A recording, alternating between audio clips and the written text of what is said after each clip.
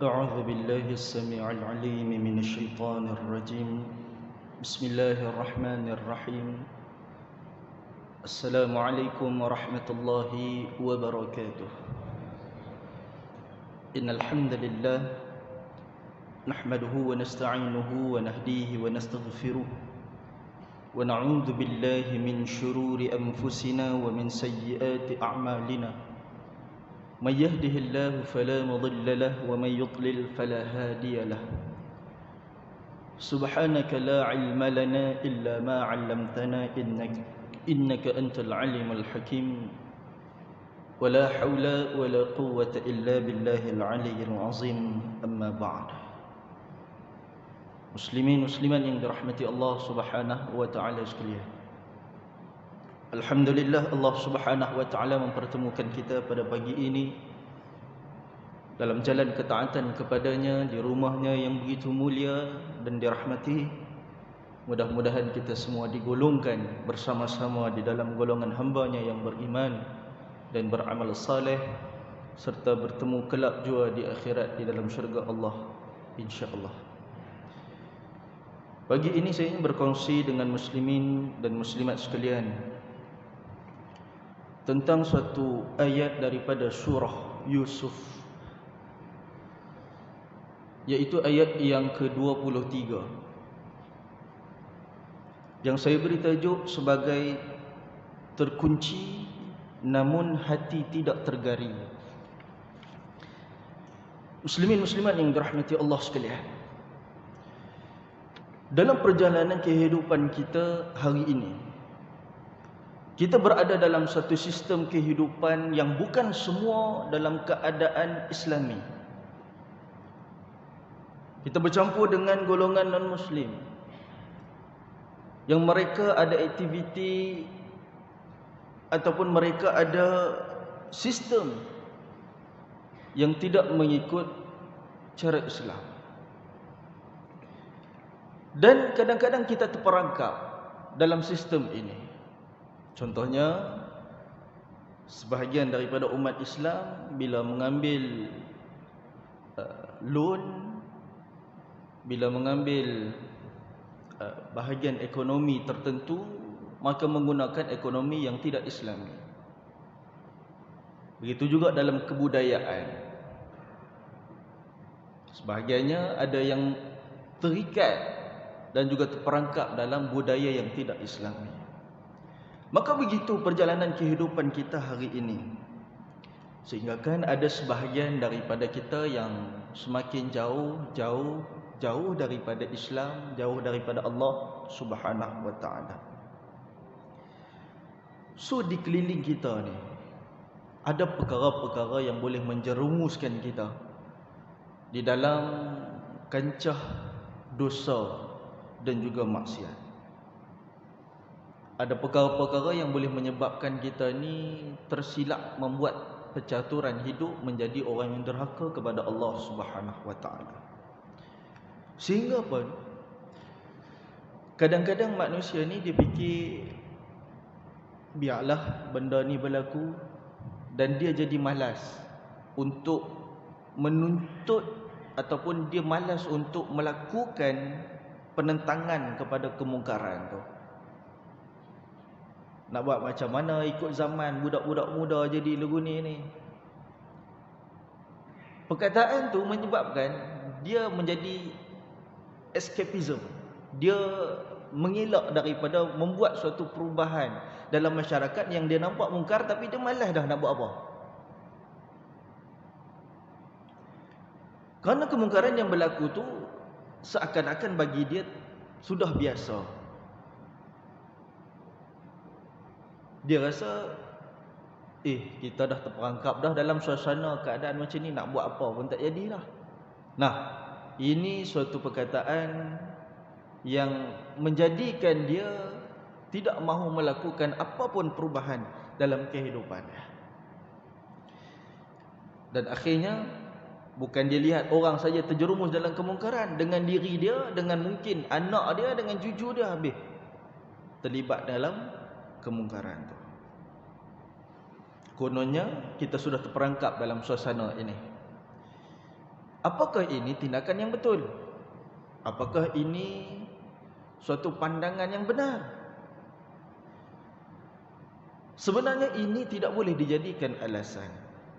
So, kita nak berbalik kepada suasana hari ini yang begitu ada kepada sebahagian umat Islam dengan surah Yusuf ayat yang ke-23.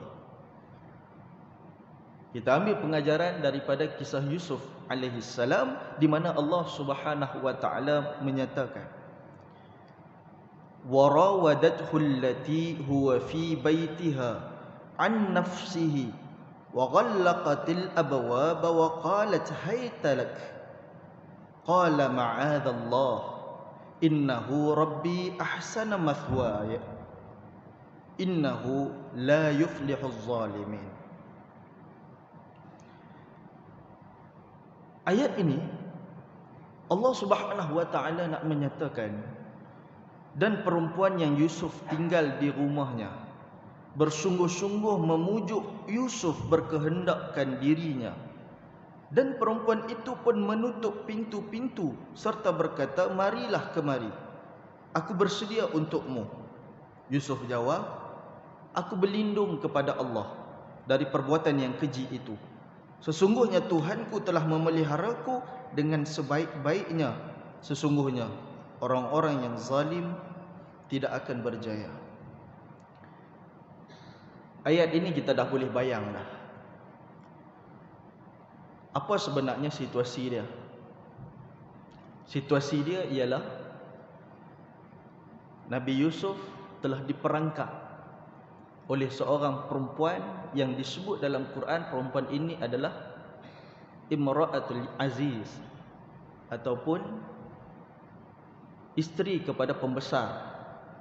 Dalam konteks ketika itu pembesar Mesir.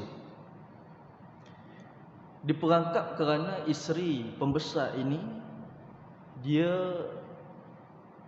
tak boleh tahan diri dia ni daripada berbuat keji dengan Nabi Yusuf alaihissalam, iaitu zina.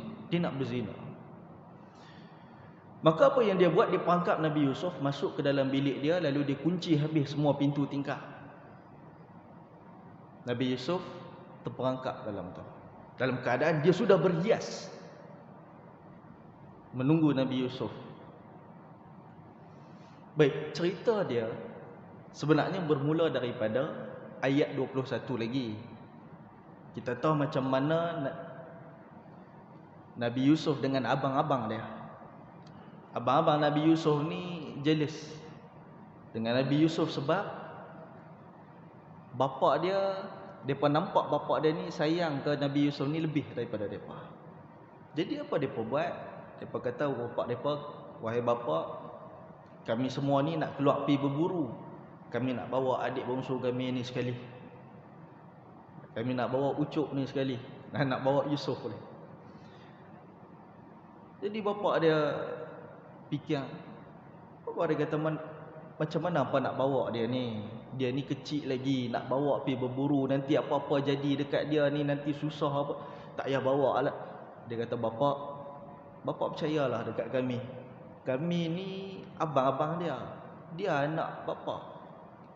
Kami akan jaga dia. Maka dia pun, abang-abang Nabi Yusuf ni pun bawa pergi berburu. Apa yang mereka rancang ialah nak lempak Nabi Yusuf masuk dalam telaga, masuk dalam perigi. Jadi begitu mereka buat. Mereka ambil baju Nabi Yusuf, mereka ambil darah haiwan buas, lumuk dekat atas baju Nabi Yusuf ni, bawa balik ke bapa dia Nabi Yusuf, mereka lempak dalam telaga. Jadi mereka balik jumpa dengan bapa mereka, kata, bapa ni apa yang bapa cakap tu betul. Jadi sungguh ke Nabi Yusuf ni kena makan dengan binatang buas. Ni baju kami bawa balik ni siap ada darah apa semua. Kemudian apa yang berlaku kepada Nabi Yusuf? Satu gerombolan mai pi nak cedok ayam dalam telaga. Angkat-angkat tu ada budak. Ada budak dalam dia. Lalu mereka ambil, bawa balik ke Mesir, jual. Nabi Yusuf ni kena jual. Lalu siapa beli? Pembesar Mesir tu beli. Maka itulah permulaan kisah Nabi Yusuf alaihissalam tinggal dengan pembesar Mesir ketika itu dan juga isterinya. Jadi isteri dia tengok ni, Allah, budak comel, budak muda, gagah. Makin besar, makin duk besar, makin duk besar, makin duk nampak lagi comel. Akhirnya timbul perasaan suka nak buat sesuatu yang tak elok dengan Nabi Yusuf alaihissalam. Maka itulah sampai kepada cerita ayat 23 ni. Dia perangkap Nabi Yusuf alaihissalam masuk dalam bilik dia. Dan benda ni dikupas oleh Asy-Syahid Said Qutb rahimahullah. Kata Asy-Syahid Said Qutb, kini jelaslah bahawa pujukan pada kali ini adalah satu pujukan yang terbuka. Dia tak ada selindung-selindung dah, tak ada kias-kias dah. Pujuk secara terbuka. Maknanya aku bagi tahu direct. Aku rasa nak berzina dengan kamu. Bagi tahu direct. Kata Said Qutb, di mana dia buat pelawaan yang berterus terang kepada perlakuan sumbang. Yang gerakan menutup pintu itu biasa tidak berlaku melainkan dalam saat-saat akhir di mana perempuan telah sampai kepada detik-detik penentu yang membakar nafsu keinginan jasad yang kuat dan terakhir. Dia kata perempuan ni susahlah nak buat benda lagu tu dekat lelaki. Biasa lelaki lah, terutama yang ada title buaya ni. Buaya darat ni dia lah start dulu. Ya. Mengorat si perempuan ni. Tapi ni dah, dia kata macam mana boleh seorang perempuan ni pergi terbalik jadi lagu tu. Bukan takat mengorat dah, ajak buat benda tak elok pula, buat perbuatan sumbang. Dah lah ajak, tutup habis segala pintu tingkap semua, kunci. Ni dia kata bukan kali pertama dah dia ajak ni. Ni memang dah last dah. Ini dah memang betul-betul nak sangat ni. Sampai dia boleh bertindak tutup kunci pintu semua. Maka kata Asy-Syahid Said Qutb, pelawaan terbuka, terus terang dan kasar ini tentulah bukan pelawaan pertama kali. Tetapi pelawaan ini merupakan pelawaan yang terakhir. Ni kata tak ada choice apa dah, aku nak mengorat si Yusuf ni, ini je last cara dia. Dia hidup bersama seorang pemuda yang sedang berkembang dan sempurna. Kemudaan dan kekuatannya dan keperempuanannya juga sedang berkembang sempurna dan matang. Oleh itu tentulah di sana telah wujud pelbagai-bagai godaan secara halus sebelum berlakunya peristiwa mendadak dan kasar ni. Dia kata sebelum berlaku peristiwa mendadak ni, Nabi Yusuf pun tengah duk kembang elok, iaitu tengah naik remaja. Yang si isteri Al-Aziz ni, isteri pembesar Mesir ni pun duk masih muda lagi. Jadi duk ada bisikan halus kepada kedua-dua ni. Orang muda, tuan-tuan biasa dah duk biasa jadi muda, puan-puan biasa jadi muda. Dia ada bisikan halus, aku minat lah dengan dia ni. Awak lah lawa sangat dia. Dia main bisikan-bisikan macam tu. Remaja. Jadi bisikan halus tu memang ada dah. Ini tindakan yang dilakukan oleh perempuan Al-Aziz ini, ataupun perempuan pembesar Mesir ini memang last choice lah. Tak boleh tahan dah bisikan tu. Kemudian Asy-Syahid Said Qutb dia mengulas tindakan Nabi Yusuf alaihissalam dengan mengatakan bahawa nas dalam ayat ini jelas dan terang menunjukkan jawapan Nabi Yusuf alaihissalam secara langsung atas pujukan perempuan Al-Aziz tadi. So bila diajak oleh perempuan Al-Aziz tadi ni, Nabi Yusuf terus bagi respon sebagai satu orang remaja yang beriman dan bertakwa kepada Allah Subhanahu wa taala. Dia tak mau, dia menolak, dia enggan, kerana dia sedar nikmat Allah Subhanahu wa taala. Nikmat Allah dia diselamatkan daripada abang-abang dia dulu ni dicampur dalam telaga. Dia sedar nikmat dia dibesarkan di istana Al-Aziz tu, pembesar Mesir tu. Dia sedar nikmat macam-macam kesenangan dia dapat sebelum ni yang Al-Aziz bagi kepada dia. Al-Aziz ni cukup sayang kepada dia ni. Boleh ibaratkan dia ambil tu bukan sebagai hamba, dia beli tu bukan sebagai hamba, tetapi sebagai anak angkat. Dia cukup sayang dengan Nabi Yusuf AS. Nabi Yusuf sedar benda tu. So dia tak mau dengan kesenangan-kesenangan yang Allah beri kepada dia, dengan Al-Aziz buat kepada dia, maka dia tolak. Terang-terang dia tolak apa yang diminta oleh perempuan Al-Aziz tadi ni. Dan penolakan Nabi Yusuf AS tu atas sebab sedarnya Nabi Yusuf AS dalam mengingati batas yang Allah Subhanahu Wa Taala bataskan antara seorang lelaki dengan perempuan. Dan Syekh Sayyid Qutb menegaskan lagi dengan berkata, Nabi Yusuf tidak pernah menyambut dari awal-awal lagi permintaan perempuan itu. Walaupun daripada start mula-mula dia nak mengorat apa Nabi Yusuf ignore benda tu. Nabi Yusuf tak mau benda tu, tak peduli benda tu. Daripada awal lagi, bukan masa kes ni saja. Maka Allah Subhanahu Wa Taala mengisahkan kepada kita satu sirah teladan untuk kita ambil sebagai pengajaran dalam menempuh kehidupan ini. Dalam ayat tadi Allah sebut warawadathu allati huwa fi baitiha an nafsi wa ghallaqatil abwaba wa qalat hayta lak. Dan perempuan yang Yusuf tinggal di rumahnya sungguh-sungguh memujuk Nabi Yusuf untuk berkehendakkan dirinya. Dan perempuan itu pun menutup pintu-pintu serta berkata, marilah kemari, aku bersedia untukmu. Tuan-tuan, kalau kita boleh bayang satu filem, satu sinetron, ada satu perempuan cantik, sudah berhias, dengan wanginya, dengan cantiknya, dengan auratnya dan sebagainya, ajak satu lelaki yang cantik, satu lelaki yang handsome. Bila berlaku macam tu, Nabi Yusuf kata apa? Qala ma'adallah. Nabi Yusuf terus respon, aku berlindung kepada Allah Subhanahu Wa Taala dari perbuatan keji ni. Innahu rabbi ahsana mathwa. Sesungguhnya Tuhanku telah pelihara aku dengan sebaik-baiknya. Aku berlindung dengan Allah, dialah yang jaga aku. Dialah yang bagi segala nikmat kepada aku. Innahu la yuflihuz zalimun. Sesungguhnya orang-orang yang zalim tidak akan berjaya. Nak buat zalim, tak akan berjaya. Lepas daripada ni, apa jadi? Nabi Yusuf AS berlari.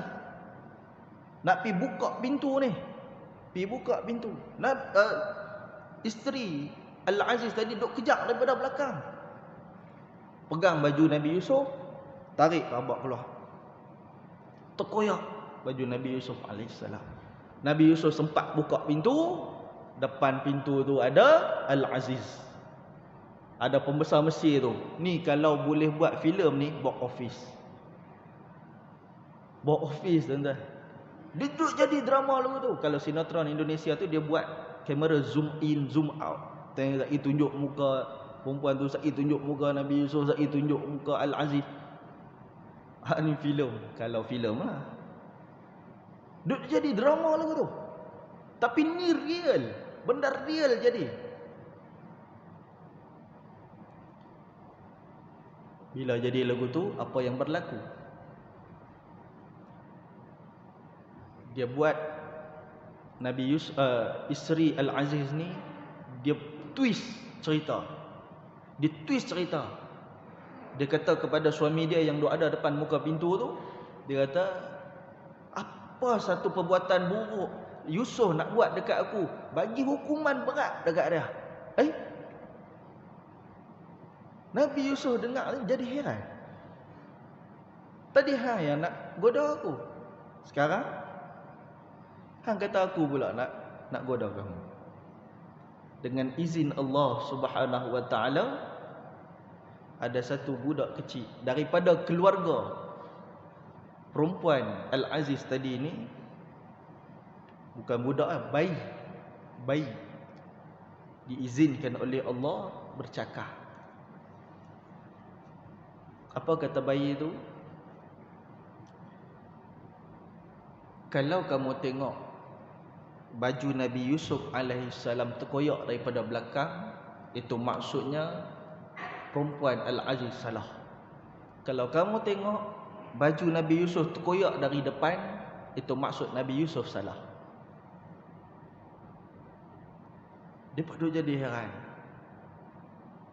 Bayi itu boleh bercakap lagu tu, boleh berhujah lagu tu.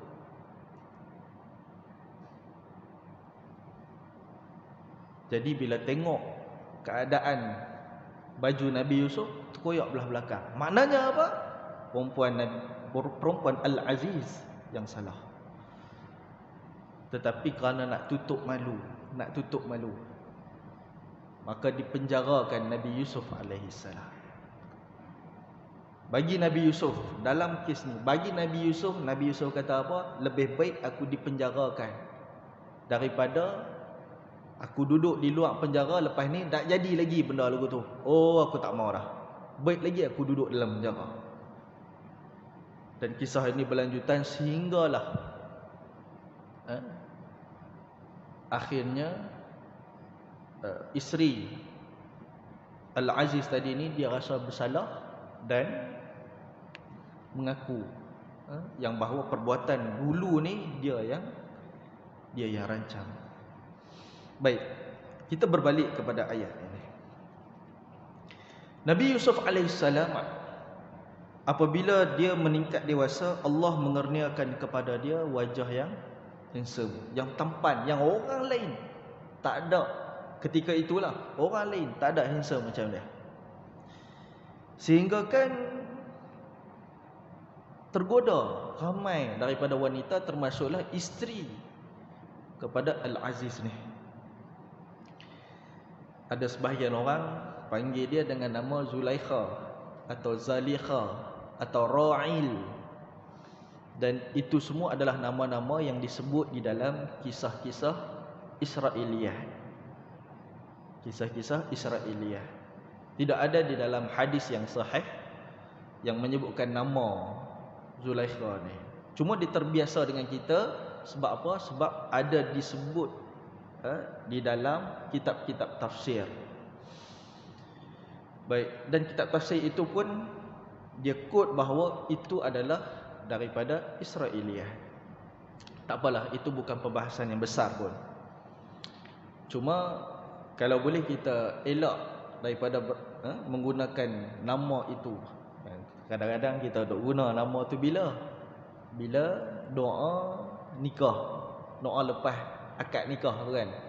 Ya Allah, berilah kebahagiaan, kecintaan kepada mereka sebagaimana Nabi Adam dan Hawa. Itu sahih lah kan. Yusuf dan Zulaikha, itu nak main dia jadi ambil mana Zulaikha ni?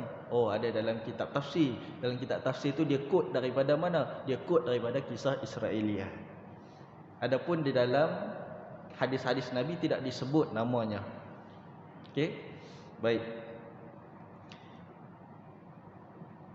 Jadi perempuan Al-Aziz atau isteri Al-Aziz ni sehingga tidak tertahan nafsunya dan memanggil Nabi Yusuf masuk dalam bilik. Yalah, mak angkat panggil ikut nak apa-apa ke kan. Panggil masuk dalam bilik. Dalam keadaan dia berhias dan dikunci pintunya. Dan dia nak menjerumuskan Nabi Yusuf alaihissalam ke dalam kancah maksiat. Tuan-tuan boleh fikir, dalam keadaan bilik terkunci, Tak ada tempat yang Nabi Yusuf alaihissalam boleh larikan diri. Di hadapan Nabi Yusuf itu seorang perempuan yang sudah berhias cantik dan menggoda. So apa tindakan Nabi Yusuf alaihissalam? Adakah Nabi Yusuf alaihissalam berkata, nak buat macam mana? Aku dah terperangkap dah. Buat bila? Adakah dia bersikap begitu? Adakah Nabi Yusuf alaihissalam bersifat terserahlah apa yang nak berlaku?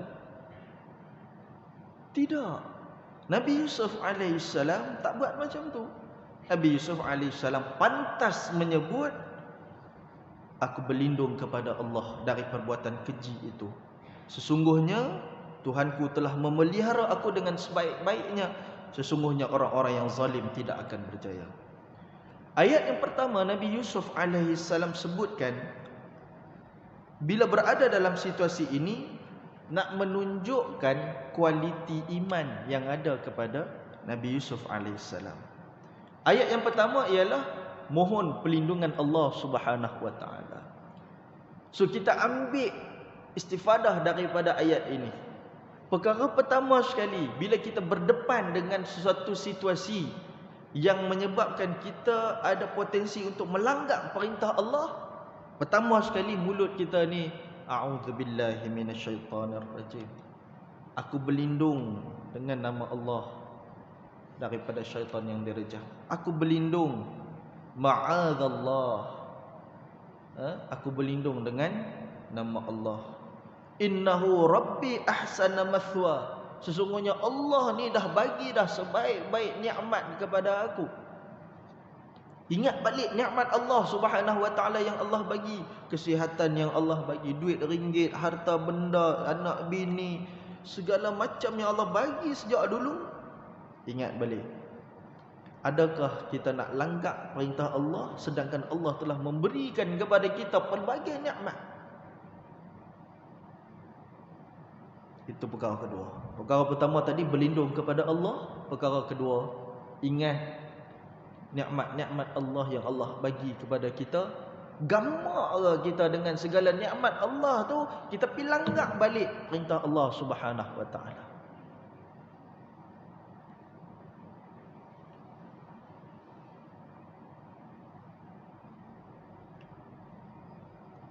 Dan ayat pertama tadi, ayat memohon perlindungan daripada Allah.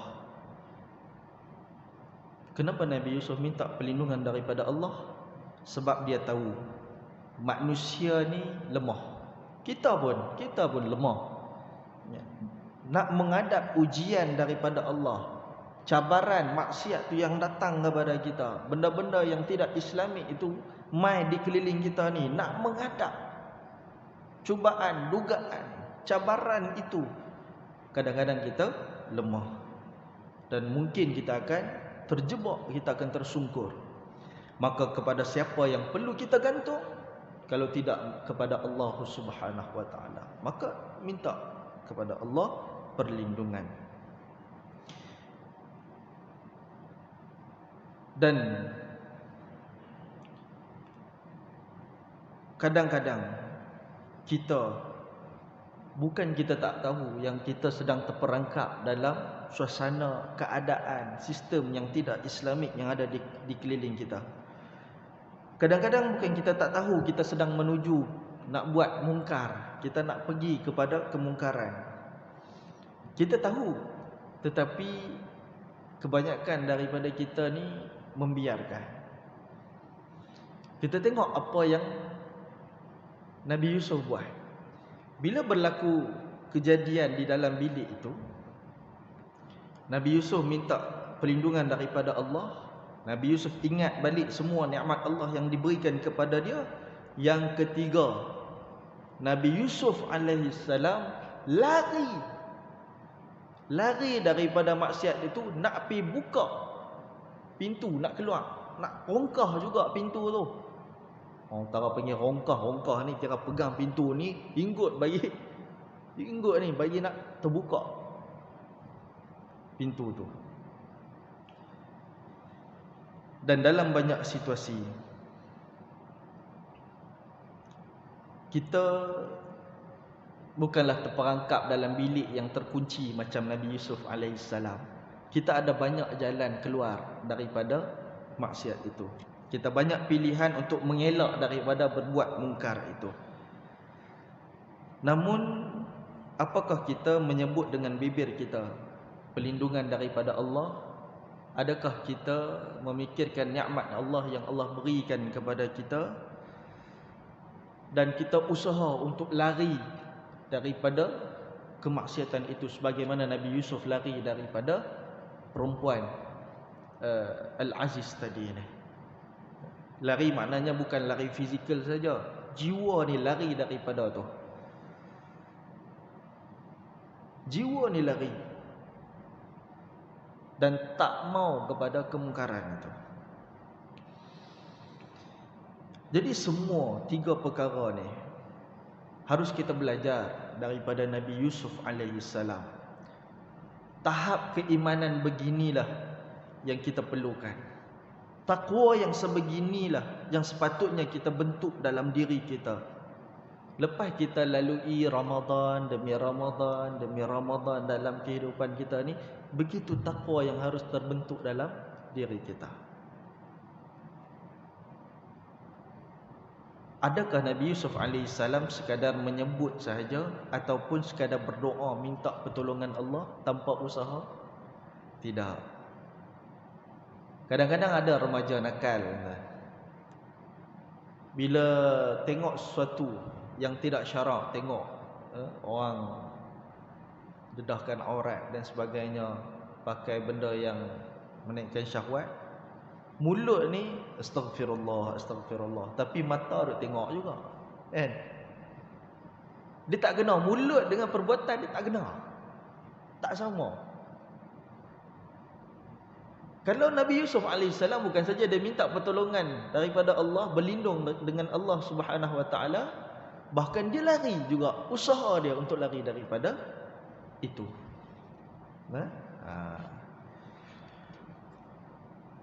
Dan ayat yang ke-25 disebutkan, wastabaqal baba wa qaddat qamisahu min duburin wa alfaya sayyidaha ladal bab. Dan mereka berdua pun berkejaran ke pintu, dua-duanya duk lari ke pintu, serta perempuan itu mengoyakkan baju Yusuf dari belakang, lalu terserempaklah kedua-duanya dengan suami perempuan itu di muka pintu. Allah bagi tahu apa? Walaupun Nabi Yusuf tahu pintu tu sudah dikunci, kuncinya Imra'ah Al-Aziz tu dah pegang, tak boleh buka,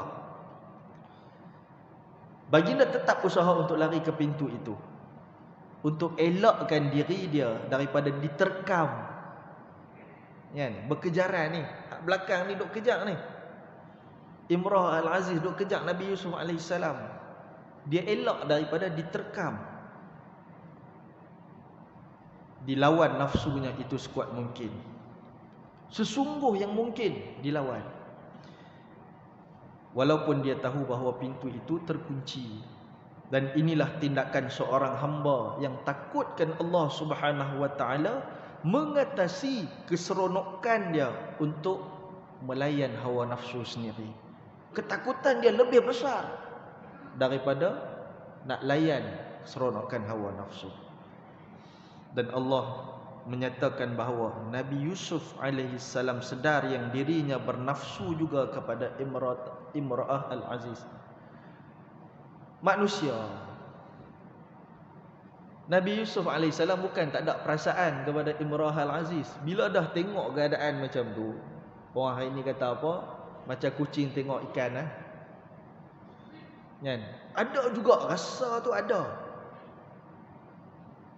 Imra'ah Al-Aziz pula duk cantik, duk berhias dengan wangi dan sebagainya, dengan menggodanya. Allah bagi tahu dalam Quran dalam ayat yang ke-24, dan sebenarnya perempuan itu telah berkeinginan sangat kepadanya, dan Yusuf pula mungkin timbul keinginannya kepada perempuan itu. Nabi Yusuf pun mungkin ada keinginan juga kepada perempuan itu, tapi nafsunya dilawan. Nafsunya dilawan dengan 3 perkara tadi. Satu, minta pelindung dengan Allah Subhanahu wa taala daripada perempuan tadi. Yang kedua, ingat nikmat, segala nikmat yang Allah beri kepada dia, dia tak sanggup untuk kufur balik kepada Allah. Yang ketiga, dia usaha lari daripada perempuan tadi ni. Muslimin muslimat yang dirahmati Allah taala, ini betul-betul menjadi pengajaran kepada kita, kisah Nabi Yusuf ni dalam kehidupan kita, terutamanya anak belia kita ni. Ni anak belia kita, kalau kita ada anak remaja kita, memang selalu banyak godaan untuk mereka ni lakukan kemungkaran. Dan kita pun mungkin juga ada dugaan-dugaan tertentu untuk kita terjebak dalam kemungkaran. Kadang-kadang kerana banyaknya dugaan ini, kita tak mampu nak lawan. Banyak sangat dok masuk ni sampai tak mampu nak lawan. Dan akhirnya kita biarkan diri kita terjerumus dalam benda maksiat. Dan ini bukanlah tindakan yang betul. Tidak melawan kemungkaran bukanlah perbuatan yang betul. Nabi Yusuf alaihissalam lebih layak untuk berkata, apa boleh buat, aku dah terperangkap dalam bilik ni. Kalau Nabi Yusuf ni macam kita lah.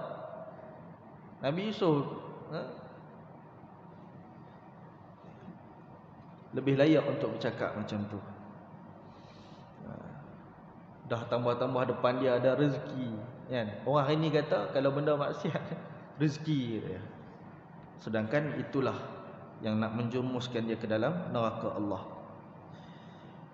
Ada juga yang beralasan, tak apalah, Allah faham aku ni darurat, aku ni dah teringin sangat dan sebagainya. Dan banyak alasan yang kita buat sehingga kan nak menghalalkan suatu perbuatan maksiat yang kita nak buat. Tapi Nabi Yusuf alaihissalam dalam bilik yang terkunci mempersembahkan kepada kita kebenaran iman dia, membuktikan bahawa inilah keimanan yang benar. Lalu dia bukan sahaja memohon perlindungan Allah, dia juga berusaha untuk menjauhi perbuatan tersebut dengan berlari ke arah pintu yang dikunci. Dan akhirnya Allah tolong dia memasukkan Nabi Yusuf alaihissalam dalam penjara. Kan? Allah bagi apa yang terbaik kepada dia, iaitu masukkan Nabi Yusuf alaihissalam dalam penjara. Maka bermulalah daripada penjara itu kisah episod season yang kedua pula kepada kisah Nabi Yusuf alaihissalam ni, iaitu dia menjadi pentadbir mimpi, penakbir mimpi. Boleh elaborate apa yang orang mimpi tu. Kebetulan Raja Mesir mimpi lembu kecil makan lembu besar. Ini tak tahu apa punya mimpi. Kalau anaconda makan lembu boleh tahan jugalah. Ni lembu kecil, lembu kurus makan lembu gemuk. Raja Mesir tanya, ni apa ni? Apa maksud aku mimpi macam ni? Akhirnya dibawa Nabi Yusuf alaihissalam. Nabi Yusuf kata, ini petanda daripada Allah nak mai kemarau negeri kita ni, maka kita kena gandakan usaha pertanian dan sebahagiannya disimpan untuk tahun-tahun kemarau tersebut. Maka jadi sungguh benda tu. Raja tengok Nabi Yusuf ni cerdik, pandai, lalu diangkat menjadi pembesar Mesir dan akhirnya menjadi Raja Mesir. Nampak Allah pelihara Nabi Yusuf alaihissalam sampai ke tahap itu. Bila mana Nabi Yusuf alaihissalam elak perbuatan maksiat, Allah beri lagi nikmat yang lebih besar kepada Nabi Yusuf alaihissalam. Rupanya masuk penjara tadi ni adalah rentetan kejayaan Nabi Yusuf alaihissalam, akhirnya menjadi Raja Mesir. Nah, jadi cukup sekadar itu. Mudah-mudahan menjadi refleksi kepada diri kita keimanan Nabi Yusuf alaihissalam, dan akhirnya kita mendapat pengajaran bahawa orang yang mengelak daripada maksiat kepada Allah, Allah akan tambahkan nikmat lagi kepada dia. Inilah ganjaran yang Allah beri kepada hamba-hambanya yang taat, beriman dan mujahadah melawan hawa nafsu di jalan Allah Subhanahu wa taala. Hadza wabillahi taufiq. Wassalamualaikum warahmatullahi wabarakatuh.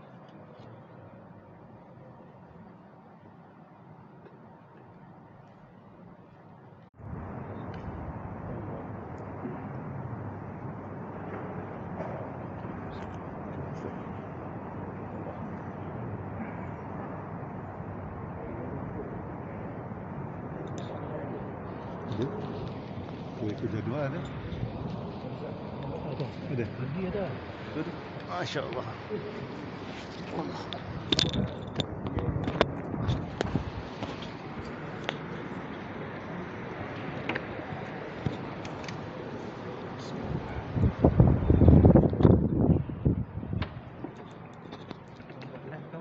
Ya? Rekaman. Rekaman. Petang ni, malam ni upload ke YouTube.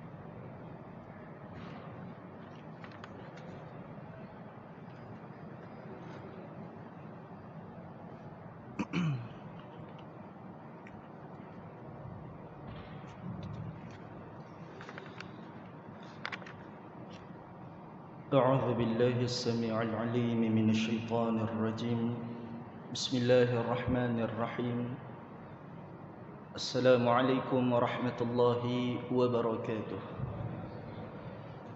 إن الحمد لله نحمده ونستعينه ونهديه ونستغفره ونعوذ بالله من شرور أنفسنا ومن سيئات أعمالنا من يهده الله فلا مضل له ومن يضلل فلا هادي له سبحانك لا علم لنا إلا ما علمتنا إنك أنت العليم الحكيم ولا حول ولا قوة إلا بالله العلي العظيم أما بعد Muslimin muslimat yang dirahmati Allah Subhanahu wa taala sekalian. Alhamdulillah Allah Subhanahu wa taala mempertemukan kita pada pagi ini dalam jalan ketaatan kepadanya di rumahnya yang begitu mulia dan dirahmati. Mudah-mudahan kita semua digolongkan bersama-sama di dalam golongan hamba-Nya yang beriman dan beramal saleh serta bertemu kelak jua di akhirat di dalam syurga Allah insya-Allah. Pagi ini saya ingin berkongsi dengan muslimin dan muslimat sekalian tentang suatu ayat daripada surah Yusuf, yaitu ayat yang ke-23 yang saya beri tajuk sebagai terkunci namun hati tidak tergaring. Muslimin muslimat yang dirahmati Allah sekalian, dalam perjalanan kehidupan kita hari ini, kita berada dalam satu sistem kehidupan yang bukan semua dalam keadaan Islami. Kita bercampur dengan golongan non-Muslim yang mereka ada aktiviti ataupun mereka ada sistem yang tidak mengikut cara Islam. Dan kadang-kadang kita terperangkap dalam sistem ini.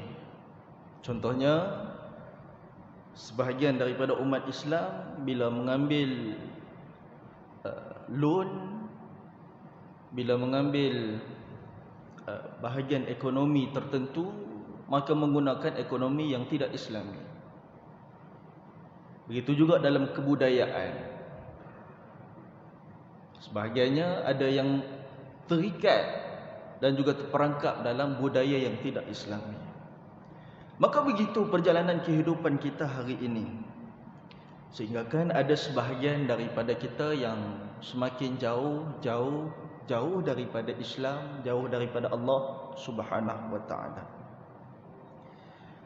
So di keliling kita ni ada perkara-perkara yang boleh menjerumuskan kita di dalam kancah dosa dan juga maksiat. Ada perkara-perkara yang boleh menyebabkan kita ni tersilap membuat percaturan hidup menjadi orang yang derhaka kepada Allah Subhanahu wa taala.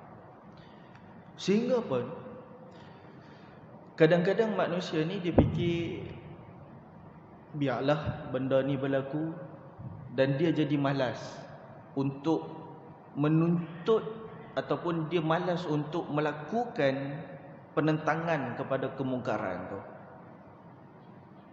Nak buat macam mana ikut zaman budak-budak muda jadi lagu ni. Perkataan tu menyebabkan dia menjadi escapism. Dia mengelak daripada membuat suatu perubahan dalam masyarakat yang dia nampak mungkar, tapi dia malas dah nak buat apa. Kerana kemungkaran yang berlaku tu seakan-akan bagi dia sudah biasa. Dia rasa kita dah terperangkap dah dalam suasana keadaan macam ni, nak buat apa pun tak jadilah. Nah, ini suatu perkataan yang menjadikan dia tidak mahu melakukan apapun perubahan dalam kehidupannya. Dan akhirnya bukan dia lihat orang saja terjerumus dalam kemungkaran, dengan diri dia, dengan mungkin anak dia, dengan cucu dia habis terlibat dalam kemungkaran tu. Kononnya kita sudah terperangkap dalam suasana ini. Apakah ini tindakan yang betul?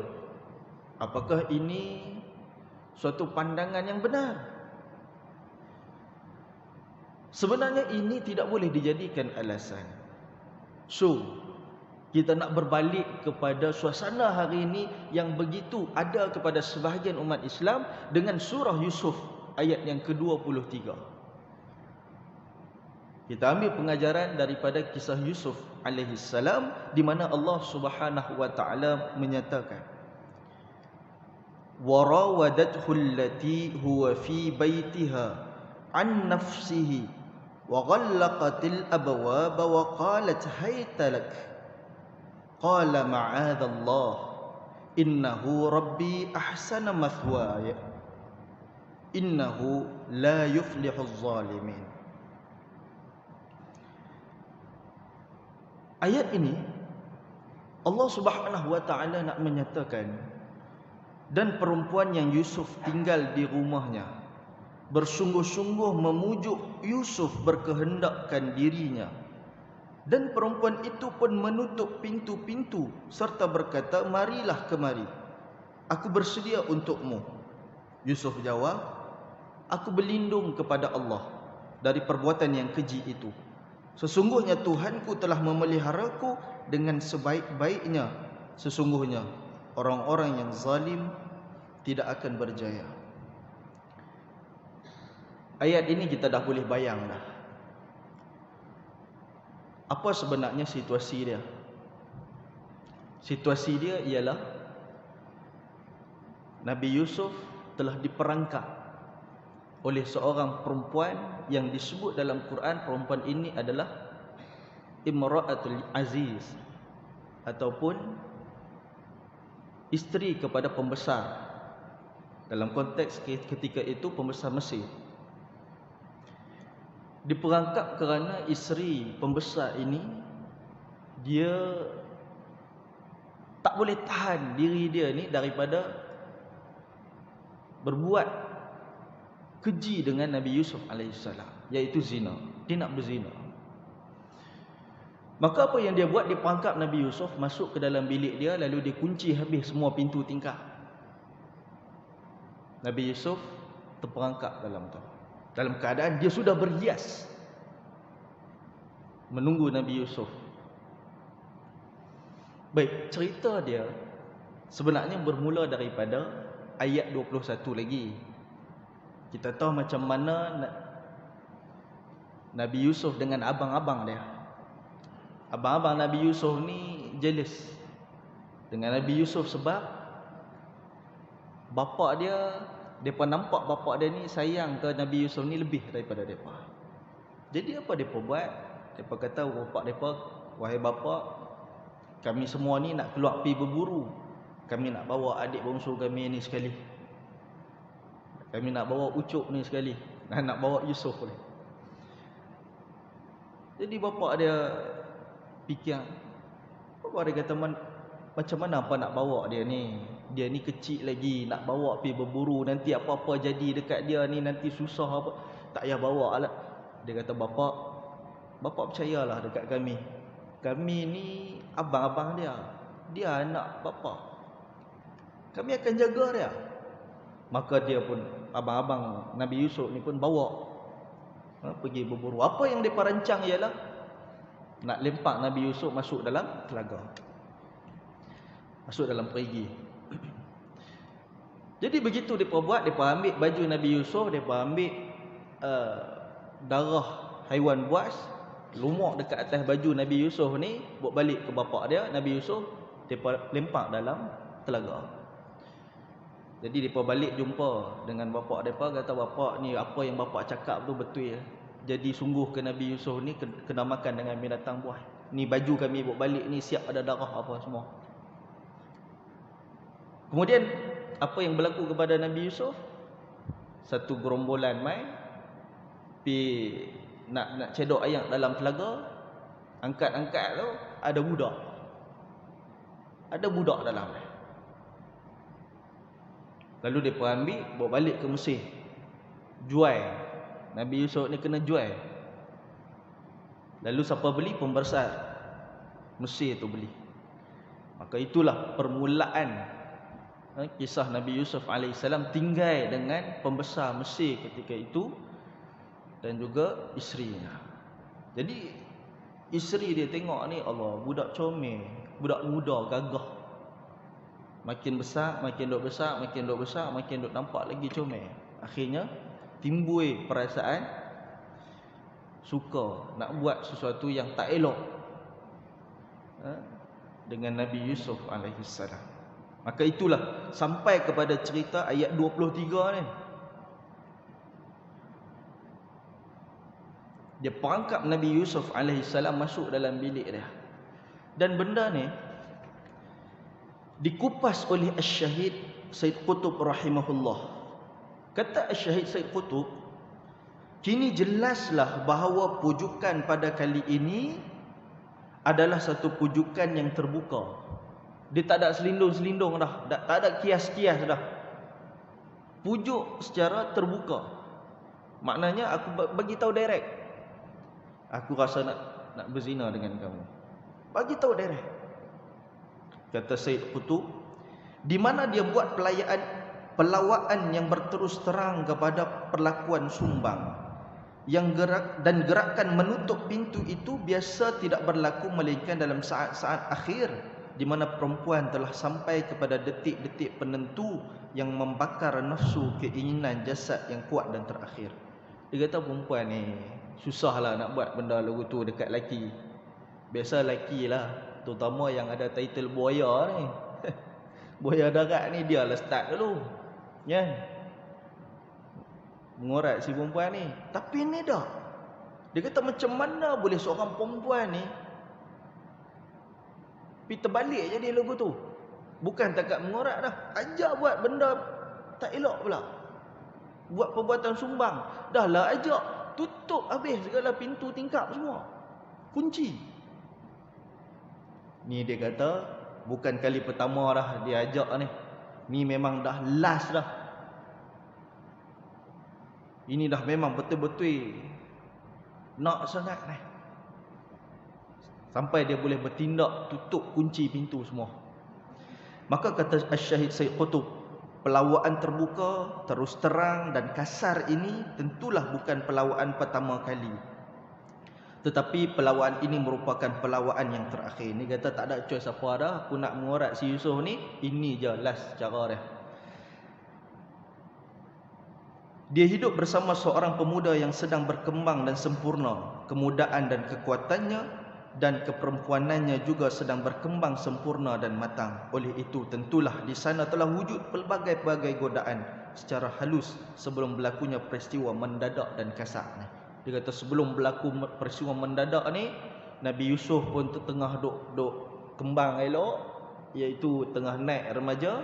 Yang si isteri Al-Aziz ni, isteri pembesar Mesir ni pun duk masih muda lagi. Jadi duk ada bisikan halus kepada kedua-dua ni.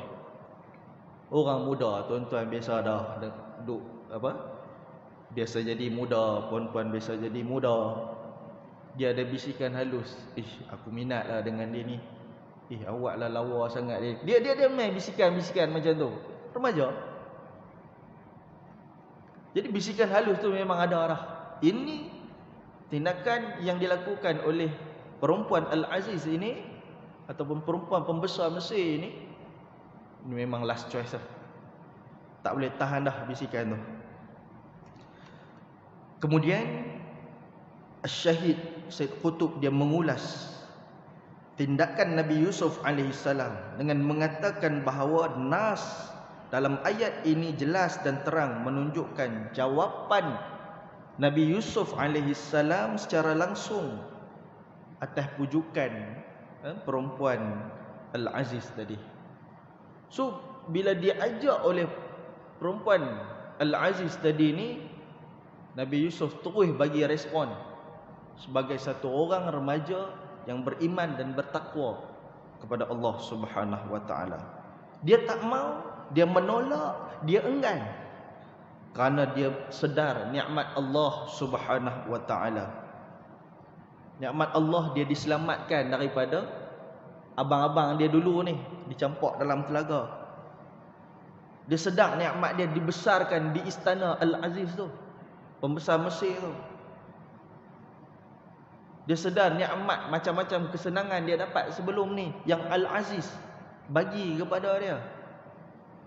Al-Aziz ni cukup sayang kepada dia ni. Boleh ibaratkan dia ambil tu bukan sebagai hamba, dia beli tu bukan sebagai hamba, tetapi sebagai anak angkat. Dia cukup sayang dengan Nabi Yusuf alaihissalam. Nabi Yusuf sedar benda tu. So dia tak mau dengan kesenangan-kesenangan yang Allah beri kepada dia, dengan Al-Aziz buat kepada dia, maka dia tolak. Terang-terang dia tolak apa yang diminta oleh perempuan Al-Aziz tadi ni. Dan penolakan Nabi Yusuf alaihissalam tu atas sebab sedarnya Nabi Yusuf alaihissalam dalam mengingati batas yang Allah Subhanahu wa taala bataskan antara seorang lelaki dengan perempuan. Dan Syekh Said Qutb menegaskan lagi dengan berkata, Nabi Yusuf tidak pernah menyambut dari awal-awal lagi permintaan perempuan itu. Walaupun daripada start mula-mula dia nak mengorat apa Nabi Yusuf ignore benda tu. Nabi Yusuf tak mau benda tu,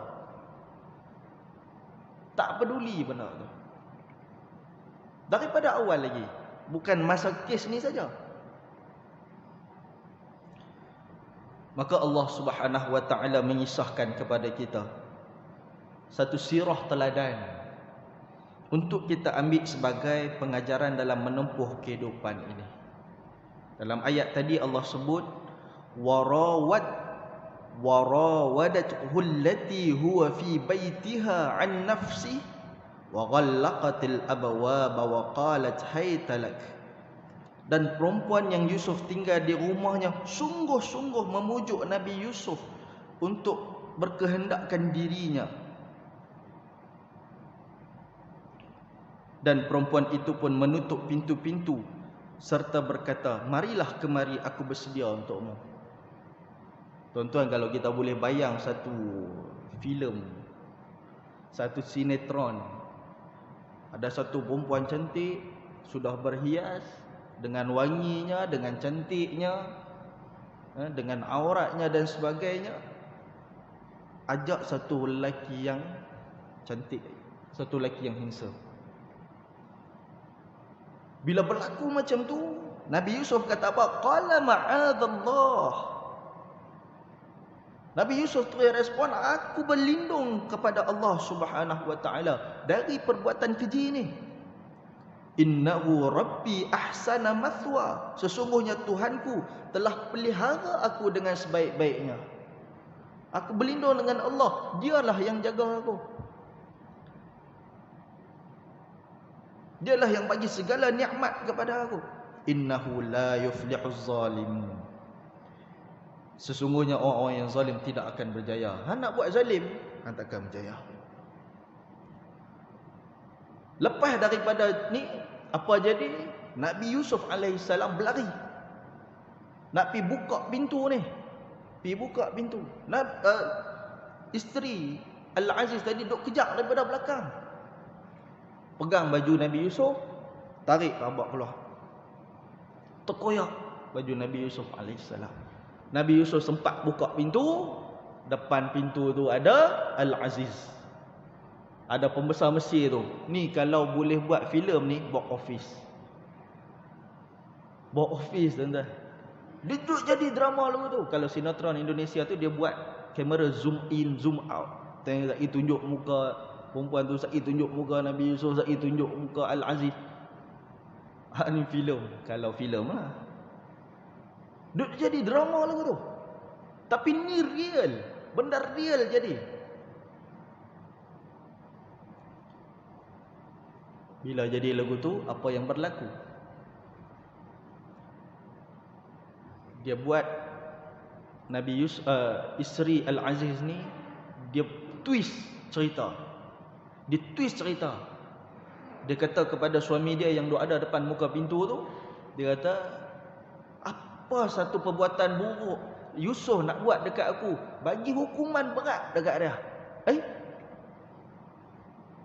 Nabi Yusuf dengar ni jadi heran. Tadi hang yang nak goda aku, sekarang hang kata aku pula nak goda kamu. Dengan izin Allah Subhanahu wa taala, ada satu budak kecil daripada keluarga perempuan Al-Aziz tadi ni, bukan budak, bayi diizinkan oleh Allah bercakap. Apa kata bayi itu? Kalau kamu tengok baju Nabi Yusuf alaihissalam terkoyak daripada belakang, itu maksudnya perempuan Al-Aziz salah. Kalau kamu tengok baju Nabi Yusuf terkoyak dari depan, itu maksud Nabi Yusuf salah. Dia patut jadi heran. Bayi tu boleh bercakap lagu tu, boleh berhujah lagu tu.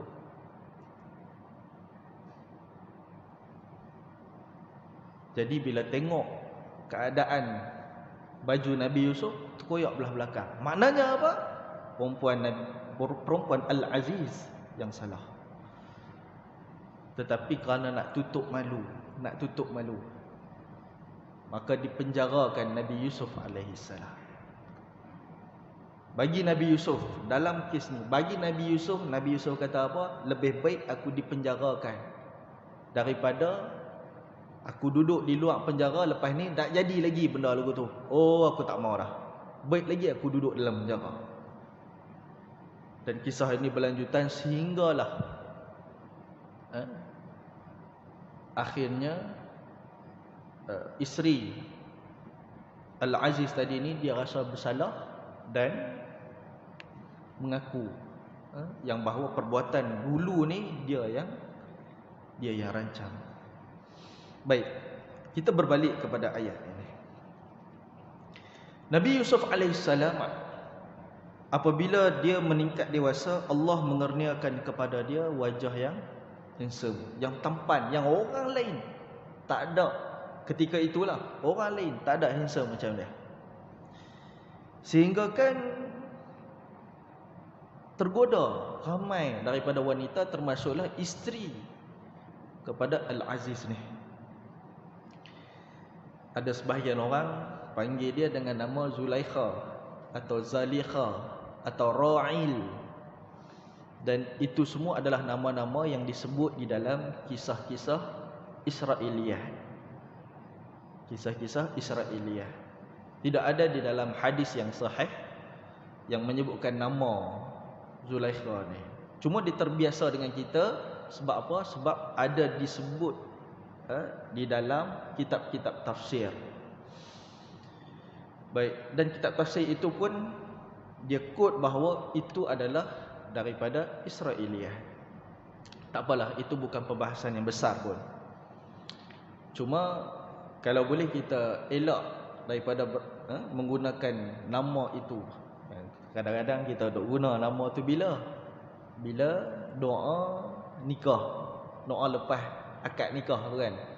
Ya Allah, berilah kebahagiaan, kecintaan kepada mereka sebagaimana Nabi Adam dan Hawa. Itu sahih lah kan. Yusuf dan Zulaikha. Itu nak main. Dia jadi ambil mana Zulaikha ni? Oh, ada dalam kitab tafsir. Dalam kitab tafsir tu dia quote daripada mana? Dia quote daripada kisah Israiliyah. Adapun di dalam hadis-hadis Nabi tidak disebut namanya. Okey? Baik. Jadi perempuan Al-Aziz atau isteri Al-Aziz ni sehingga tidak tertahan nafsunya dan memanggil Nabi Yusuf masuk dalam bilik. Yalah, mak angkat panggil ikut nak apa-apa ke kan. Panggil masuk dalam bilik. Dalam keadaan dia berhias dan dikunci pintunya. Dan dia nak menjerumuskan Nabi Yusuf alaihissalam ke dalam kancah maksiat. Tuan-tuan boleh fikir, dalam keadaan bilik terkunci, tak ada tempat yang Nabi Yusuf alaihissalam boleh larikan diri. Di hadapan Nabi Yusuf itu seorang perempuan yang sudah berhias cantik dan menggoda. So apa tindakan Nabi Yusuf alaihissalam? Adakah Nabi Yusuf alaihissalam berkata, nak buat macam mana? Aku dah terperangkap dah. Buat bila? Adakah dia bersikap begitu? Adakah Nabi Yusuf alaihissalam bersifat terserahlah apa yang nak berlaku? Tidak. Nabi Yusuf alaihissalam tak buat macam tu. Nabi Yusuf alaihissalam pantas menyebut, aku berlindung kepada Allah dari perbuatan keji itu. Sesungguhnya Tuhanku telah memelihara aku dengan sebaik-baiknya. Sesungguhnya orang-orang yang zalim tidak akan berjaya.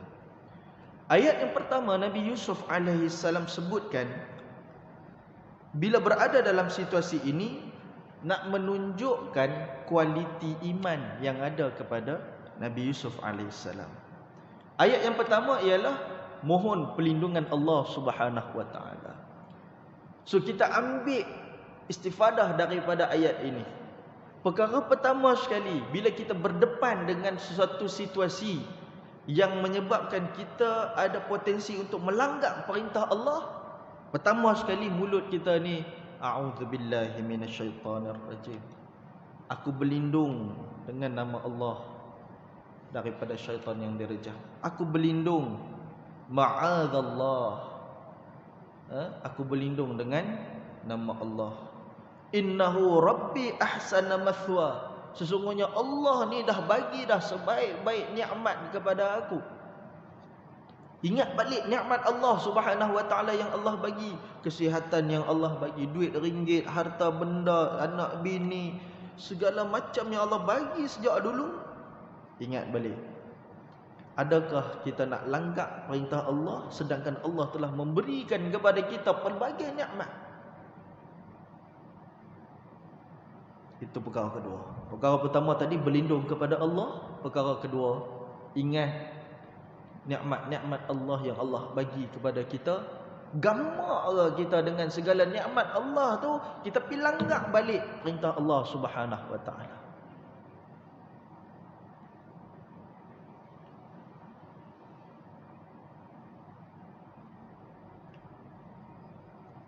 Dan ayat pertama tadi, ayat memohon perlindungan daripada Allah.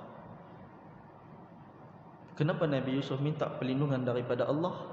Sebab dia tahu manusia ni lemah. Kita pun lemah.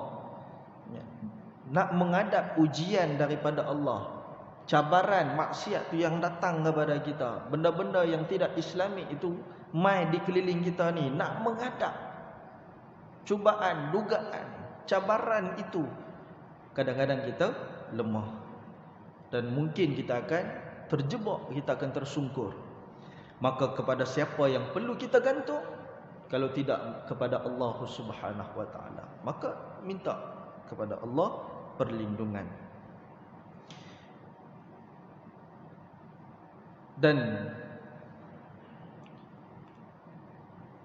kadang-kadang kita tak tahu yang kita sedang terperangkap dalam suasana, keadaan, sistem yang tidak Islamik yang ada di keliling kita. Kadang-kadang bukan kita tak tahu kita sedang menuju nak buat mungkar, kita nak pergi kepada kemungkaran. Kita tahu, tetapi kebanyakan daripada kita ni membiarkan. Kita tengok apa yang Nabi Yusuf buat. Bila berlaku kejadian di dalam bilik itu, Nabi Yusuf minta perlindungan daripada Allah. Nabi Yusuf ingat balik semua nikmat Allah yang diberikan kepada dia. Yang ketiga, Nabi Yusuf alaihissalam lari daripada maksiat itu, nak pergi buka pintu, nak keluar, nak rongkah juga pintu tu. Orang Tara panggil rongkah ni kira pegang pintu ni, inggut ni bagi nak terbuka pintu tu. Dan dalam banyak situasi kita bukanlah terperangkap dalam bilik yang terkunci macam Nabi Yusuf alaihissalam. Kita ada banyak jalan keluar daripada maksiat itu. Kita banyak pilihan untuk mengelak daripada berbuat mungkar itu. Namun apakah kita menyebut dengan bibir kita perlindungan daripada Allah? Adakah kita memikirkan nikmat Allah yang Allah berikan kepada kita dan kita usaha untuk lari daripada kemaksiatan itu sebagaimana Nabi Yusuf lari daripada perempuan Al-Aziz tadi ni. Lari maknanya bukan lari fizikal saja, jiwa ni lari daripada tu. Jiwa ni lari dan tak mau kepada kemungkaran itu. Jadi semua tiga perkara ni harus kita belajar daripada Nabi Yusuf alaihissalam. Tahap keimanan beginilah yang kita perlukan. Takwa yang sebeginilah yang sepatutnya kita bentuk dalam diri kita. Lepas kita lalui Ramadan demi Ramadan demi Ramadan dalam kehidupan kita ni, begitu takwa yang harus terbentuk dalam diri kita. Adakah Nabi Yusuf alaihissalam sekadar menyebut sahaja ataupun sekadar berdoa minta pertolongan Allah tanpa usaha? Tidak. Kadang-kadang ada remaja nakal, bila tengok sesuatu yang tidak syarak, tengok orang dedahkan aurat dan sebagainya, pakai benda yang menaikkan syahwat, mulut ni astagfirullah, astagfirullah, tapi mata duk tengok juga, kan? Dia tak kena, mulut dengan perbuatan dia tak kena, tak sama. Kalau Nabi Yusuf alaihissalam bukan saja dia minta pertolongan daripada Allah, berlindung dengan Allah Subhanahu wa taala, bahkan dia lari juga, usaha dia untuk lari daripada itu.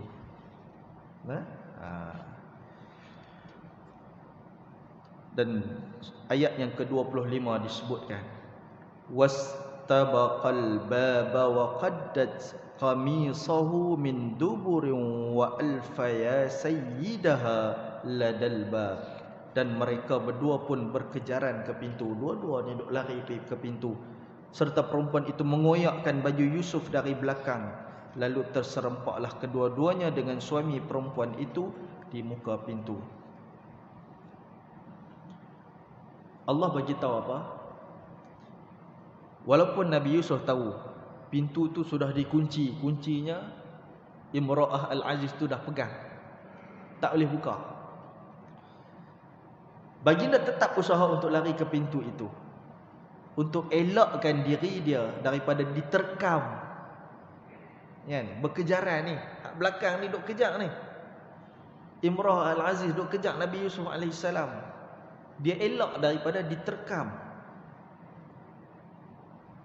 dilawan nafsunya itu sekuat mungkin, sesungguh yang mungkin dilawan, walaupun dia tahu bahawa pintu itu terkunci. Dan inilah tindakan seorang hamba yang takutkan Allah Subhanahu wa taala, mengatasi keseronokan dia untuk melayan hawa nafsu sendiri. Ketakutan dia lebih besar daripada nak layan keseronokan hawa nafsu. Dan Allah menyatakan bahawa Nabi Yusuf alaihi salam sedar yang dirinya bernafsu juga kepada Imra'ah Al-Aziz, manusia. Nabi Yusuf AS bukan tak ada perasaan kepada Imra'ah Al-Aziz. Bila dah tengok keadaan macam tu, orang hari ni kata apa? Macam kucing tengok ikan lah. Kan?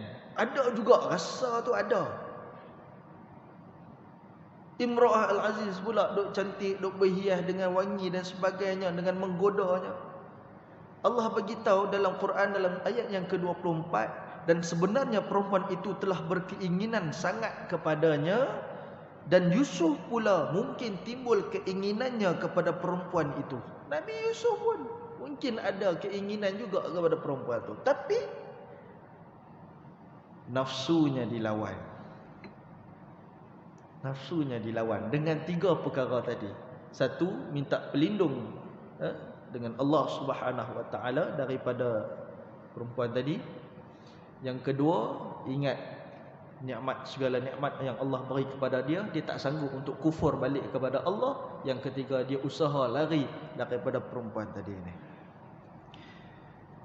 Muslimin muslimat yang dirahmati Allah taala, ini betul-betul menjadi pengajaran kepada kita, kisah Nabi Yusuf ini dalam kehidupan kita, terutamanya anak belia kita ni. Ni anak belia kita, kalau kita ada anak remaja kita, memang selalu banyak godaan untuk mereka ni lakukan kemungkaran. Dan kita pun mungkin juga ada dugaan-dugaan tertentu untuk kita terjebak dalam kemungkaran. Kadang-kadang kerana banyaknya dugaan ini, kita tak mampu nak lawan. Banyak sangat dok masuk ni sampai tak mampu nak lawan. Dan akhirnya kita biarkan diri kita terjerumus dalam benda maksiat. Dan ini bukanlah tindakan yang betul. Tidak melawan kemungkaran bukanlah perbuatan yang betul. Nabi Yusuf AS lebih layak untuk berkata, apa boleh buat, aku dah terperangkap dalam bilik ni. Kalau Nabi Yusuf ni macam kita lah. Nabi Yusuf lebih layak untuk bercakap macam tu. Dah tambah-tambah depan dia ada rezeki, kan? Orang hari ni kata kalau benda maksiat rezeki dia. Sedangkan itulah yang nak menjerumuskan dia ke dalam neraka Allah. Ada juga yang beralasan, tak apalah, Allah faham aku ni darurat, aku ni dah teringin sangat dan sebagainya. Dan banyak alasan yang kita buat sehingga kan nak menghalalkan suatu perbuatan maksiat yang kita nak buat. Tapi Nabi Yusuf AS dalam bilik yang terkunci mempersembahkan kepada kita kebenaran iman dia, membuktikan bahawa inilah keimanan yang benar. Lalu dia bukan sahaja memohon perlindungan Allah, dia juga berusaha untuk menjauhi perbuatan tersebut dengan berlari ke arah pintu yang dikunci. Dan akhirnya Allah tolong dia memasukkan Nabi Yusuf AS dalam penjara, kan?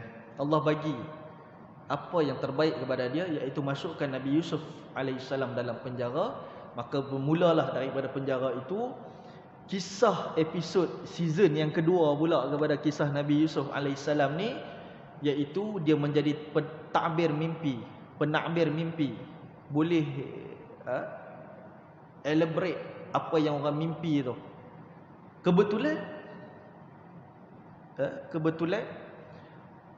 Raja Mesir mimpi lembu kecil makan lembu besar. Ini tak tahu apa punya mimpi. Kalau anaconda makan lembu boleh tahan jugalah. Ni lembu kecil, lembu kurus makan lembu gemuk. Raja Mesir tanya, ni apa ni? Apa maksud aku mimpi macam ni? Akhirnya dibawa Nabi Yusuf AS. Nabi Yusuf kata, ini petanda daripada Allah nak mai kemarau negeri kita ni, maka kita kena gandakan usaha pertanian dan sebahagiannya disimpan untuk tahun-tahun kemarau tersebut. Maka jadi sungguh benda tu. Raja tengok Nabi Yusuf ni cerdik, pandai, lalu diangkat menjadi pembesar Mesir dan akhirnya menjadi Raja Mesir. Nampak Allah pelihara Nabi Yusuf AS sampai ke tahap itu. Bila mana Nabi Yusuf AS elak perbuatan maksiat, Allah beri lagi nikmat yang lebih besar kepada Nabi Yusuf AS. Rupanya masuk penjara tadi ni adalah rentetan kejayaan Nabi Yusuf AS. Akhirnya menjadi Raja Mesir. Nah, jadi cukup sekadar itu. Mudah-mudahan menjadi refleksi kepada diri kita keimanan Nabi Yusuf AS, dan akhirnya kita mendapat pengajaran bahawa orang yang mengelak daripada maksiat kepada Allah, Allah akan tambahkan nikmat lagi kepada dia. Inilah ganjaran yang Allah beri kepada hamba-hambanya yang taat, beriman dan mujahadah melawan hawa nafsu di jalan Allah Subhanahu wa taala. Hadza wabillahi taufiq. Wassalamualaikum warahmatullahi wabarakatuh.